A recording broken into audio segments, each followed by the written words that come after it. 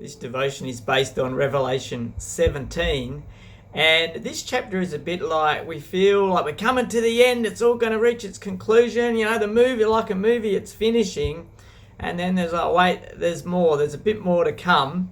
And what's happening here is God wants to impress upon John the way what he calls the great prostitute is punished. And it is the judgment of a worldly power. And there's some time taken over this because this is huge in contemporary times for them, and also is symbolic for us today.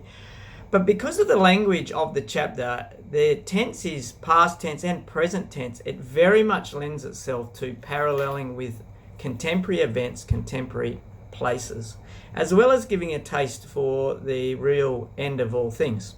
So what happens in this chapter is this final angel, the seventh angel with the seventh bowl of wrath, says, I just want to show you something.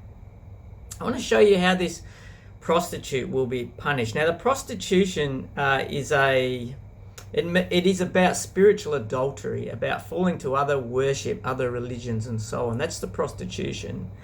And it also says that it is this one who sits on many waters.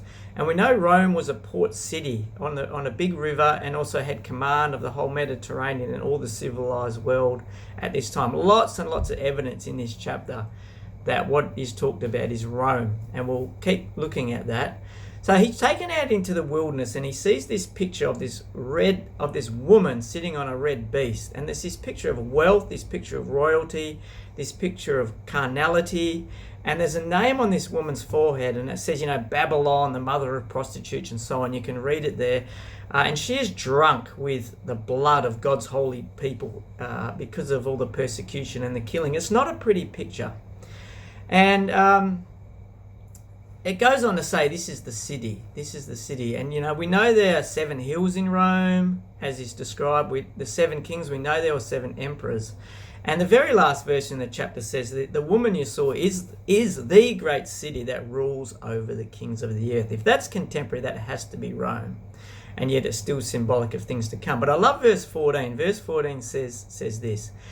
They will wage war, because all these kings were coming together, all these rulers were coming together. They will wage war against the Lamb, but the Lamb will triumph over them, because he is Lord of lords and King of kings, and with him will be his called, chosen and faithful followers. I love that. I love that for them.